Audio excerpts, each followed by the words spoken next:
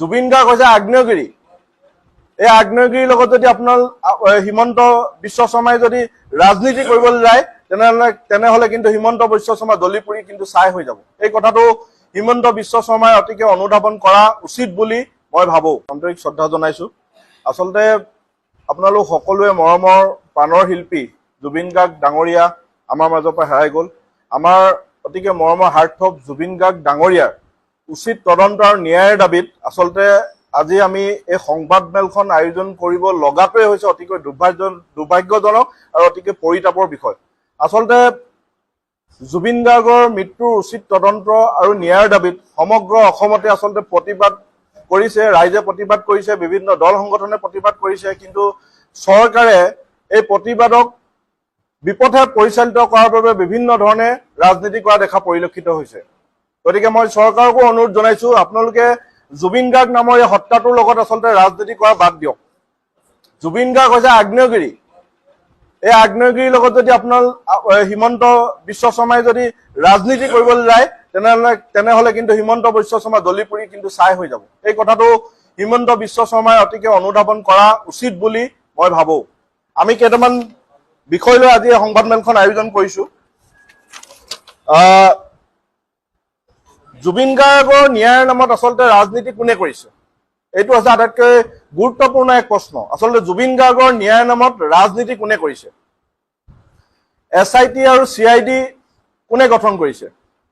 আৰু SIT আৰু CID দুইটা সংস্থা কাৰ? ৰাজ্য চৰকাৰ। আৰু গৃহ বিভাগৰ মূল দায়িত্বত থকা মূল মানুহজন হিমন্ত বিশ্ব শৰ্মা। সমদল কোনে উলিয়াইছে? বিজেপিয়ে। কি লাগে? ন্যায় লাগে। এই ন্যায় কোনে ক'ৰ পৰা কেনেকে দিব? চৰকাৰৰ লগত থকা বিভাগীয় মন্ত্ৰী পীয়ুষ হাজৰিকা, জয়ন্ত মল্ল বৰুৱা, পবিত্ৰ মাৰ্ঘেৰিটা এখেতলোক সকলো চৰকাৰৰ মানুহ। গতিকে এখেতলোকে আকৌ ন্যায় বিচাৰি ৰাস্তাত প্ৰতিবাদ কৰাটো অতিকৈ দুৰ্ভাগ্যজনক বিষয়। আৰু ন্যায় বিচাৰি তেখেতলোকে ৰাজপথত প্ৰতিবাদ কৰিছে।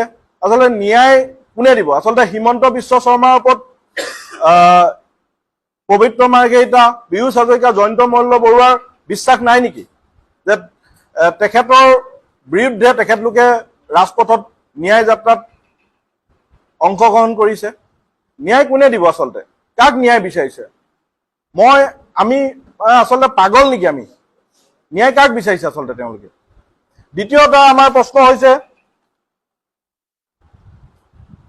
ৰাজনীতিৰ নামত আচলতে যিবিলাক প্ৰতিবাদ হৈ আছে, ন্যায় বিচাৰি আচলতে যিবিলাক প্ৰতিবাদ হৈ আছে, প্ৰতিবাদত দেখিছো আমি আচলতে হিমন্ত বিশ্ব শৰ্মাই যিটো ৰাজনীতি আচলতে খেল খেলি আছে, তাত আমি দেখা পাইছো যে ন্যায় বিচৰা মানুহক কেতিয়াবা কংগ্ৰেছী সজোৱা হৈছে, কেতিয়াবা হিন্দু মুছলমান সজোৱা হৈছে। আচলতে হিমন্ত বিশ্ব শৰ্মাই জুবিন গাৰ্গৰ সাৰমৰ্ম এতিয়াও তেখেতে উপলব্ধি কৰা নাই নেকি?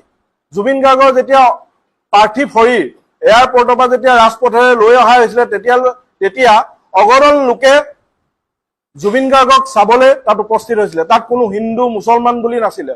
সকলো ৰাইজে জুবিন গাৰ্গক শেষবাৰৰ চোৱাৰ বাবে ৰাজপথত ওলাই আহিছিলে। আচলতে সেই মানুহখিনিকো জুবিন গাৰ্গৰ অনুৰাগীসকলকো হিমন্ত বিশ্ব শৰ্মাই আচল আৰু নকল অনুৰাগী বুলি ক'বলৈ তেখেতে সংবাদ মাধ্যমত ব্যক্ত কৰিছে যে আচল কোন নকল কোন। আচলতে অতিকৈ দুৰ্ভাগ্যজনক বিষয়। আচলতে এই মানুহখিনি সহজ সৰল সৰ্বসাধাৰণ মানুহ। তেখেতলোকে কোনো ধৰণৰ ৰাজনীতি নকৰাকে জুবিন গাৰ্গক মনৰ পৰা প্ৰাণৰ পৰা ভাল পোৱা এজন ব্যক্তি হিচাপে তেখেতলোকে ভগৱান হিচাপে জুবিন গাৰ্গক তেখেতলোকে মানে। সেয়েহে তেখেতলোকে জুবিন গাৰ্গক শেষবাৰৰ বাবে চাবৰ বাবে তেখেতলোকে ৰাজপথত ওলাই আহিছিলে।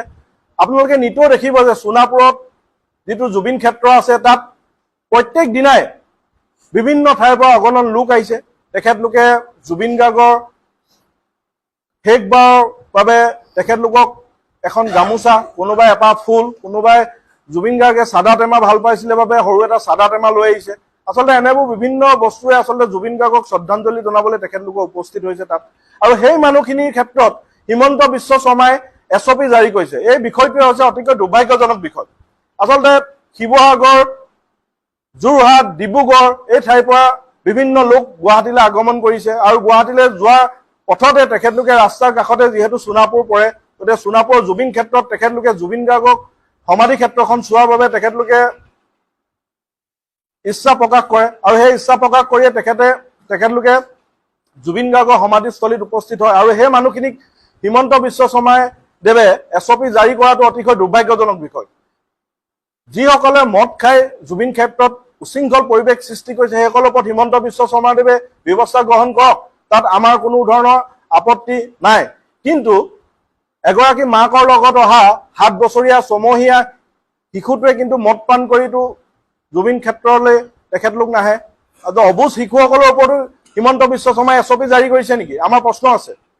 গতিকে হিমন্ত বিশ্ব শৰ্মাক অনুৰোধ জনাইছো যে আপুনি যিসকল সৰ্বসাধাৰণ লোক আছে সেই সৰ্বসাধাৰণ লোকসকলক আপুনি অত্যাচাৰ কৰাটো বন্ধ কৰক।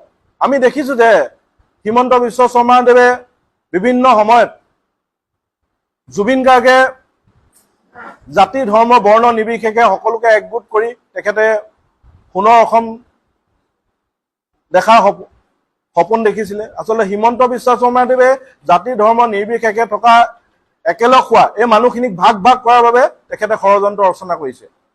গতিকে মই হিমন্ত বিশ্ব শৰ্মা দেৱক অনুৰোধ জনাইছো আপুনি সৰ্বসাধাৰণ লোকক লৈ ৰাজনীতি কৰা বন্ধ কৰক। আপুনি লুৰিণজ্যোতি গগৈ, অখিল গগৈ বা অন্য যিসকল বিৰোধী দল আছে তেখেতলোকে আপোনাক প্ৰশ্ন কৰিছে আৰু এই প্ৰশ্নৰ উত্তৰ আপুনি তেখেতলোকক উত্তৰ দিয়াৰ ব্যৱস্থা কৰক। কিন্তু সেই প্ৰশ্নৰ উত্তৰ দিবলৈ গৈ আপুনি সৰ্বসাধাৰণ ৰাইজক অত্যাচাৰ কৰাটো বন্ধ কৰক। আমি সৰ্বানন্দ সোণোৱালকো দেখিছিলো, তেখেতে যেতিয়া মুখ্যমন্ত্ৰী হৈ আছিলে তেখেতে শাসন কৰিছিলে, কিন্তু আপুনি যিদৰে শোষণ কৰাৰ ব্যৱস্থা কৰিছে, কিন্তু সৰ্বানন্দ সোণোৱালক মই ভাল বেয়া ক'বলৈ নাযাওঁ, কিন্তু আপোনাৰ দৰে কিন্তু শোষণ কৰাৰ তেখেতে নাছিলে। গতিকে হিমন্ত বিশ্ব শৰ্মাদেৱকো ৰাইজে মৰম আৰু আদৰৰ হেঁপাহে তেখেতক আদৰি লৈছে। গতিকে তেখেতৰ বৰ্তমান সময়ত যিবোৰ কৰ্মকাণ্ড সেই কৰ্মকাণ্ডই এটা কথা স্পষ্ট হৈ পৰিছে, ৰাইজে লাহে লাহে হিমন্ত বিশ্ব শৰ্মা দেৱক কিন্তু বেয়া পোৱা পৰিৱেশ সৃষ্টি হৈ আহিছে। গতিকে হিমন্ত বিশ্ব শৰ্মা দেৱে এই কথাবিলাক হৃদয়ংগম কৰা উচিত বুলি মই ভাবো। তাৰ